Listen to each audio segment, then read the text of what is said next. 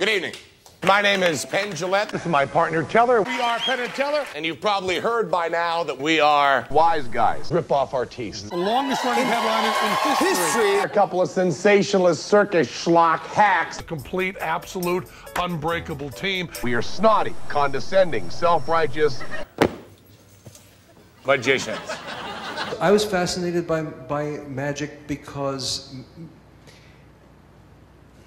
the most important decision that you make in your life at any given moment is what is really going on there. I think that showing that you can artistically deal with fantasy while in reality doing tricks is the most important lesson that that human beings can learn. This was the first time in my life that I realized that you could look at something and understand what you thought it was, and that could not be true. You could look at a miracle, and it could actually be a trick. And the idea that these two things could coexist, what was real and what wasn't, at the same time, in the same action, that paradox just dug deep into my brain.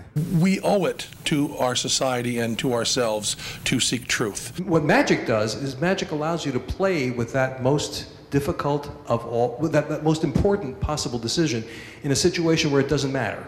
In fact, it's a situation where if you get it wrong, if you don't know where reality is and make-believe begins, you're perfectly happy with it because you're just there to have fun. It's like a playground for that particular skill that is so important elsewhere. Just like music contains built into it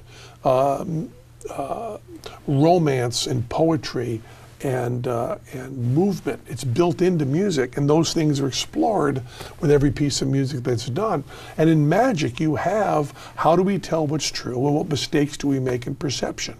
And those should be explored all the time. And I really just thought as an experiment, can I get the audience to tell themselves the story that I want them to tell themselves by putting evidence out here and letting them add this to that and come to a conclusion, which is, in our case, what we desire is a false but artistically beautiful conclusion. That difference between fantasy and reality is the difference between personal space and shared space, and that line between personal space and shared space is the definition of love. And in a very, very, very small way, that's what magicians should be dealing with. I thought it would be interesting to drop patter so that people would have to put together what they're looking at on their own.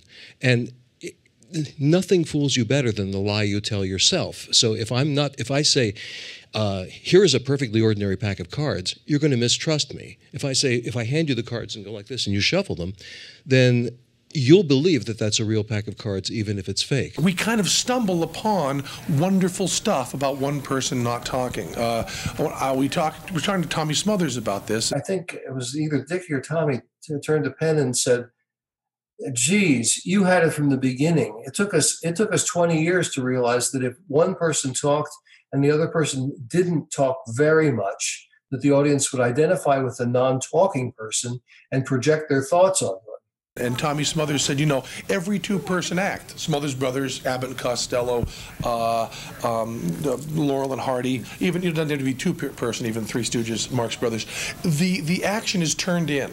If you watch the stage, they're talking to each other, or they cheated a little bit to camera and talk this way.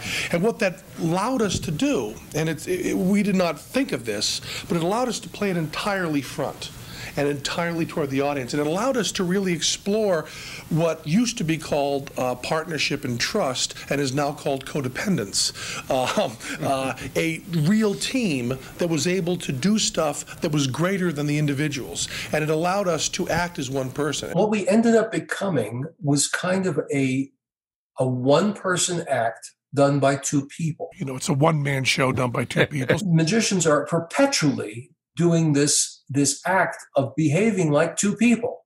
Your right hand is one guy who picks up the ball and hands it to your left hand, which is the other guy. We're in a perfect situation. We have in our crew, you know, the new guy is 12 years. The people that we've worked with for like 20 years.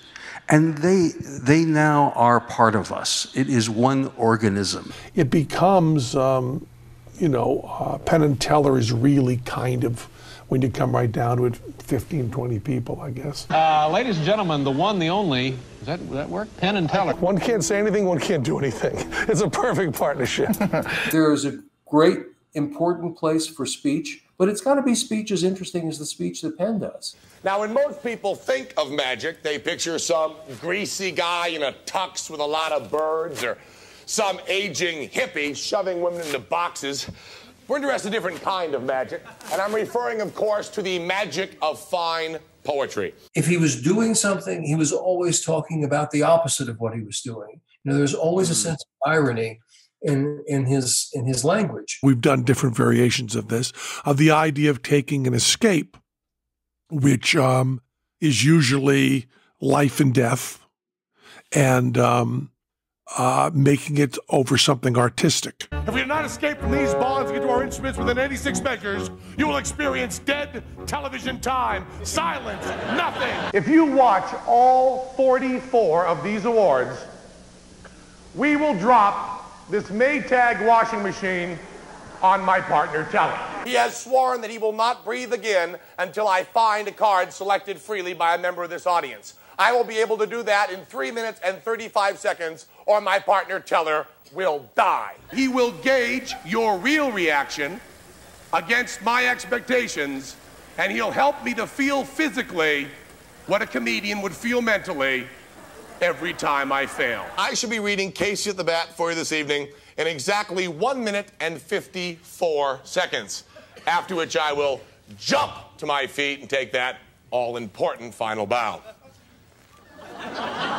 Casey. Our intention is to work together as long as both of us survive. 18, 17. We intend to die in office. I would like to be found dead in a box on stage.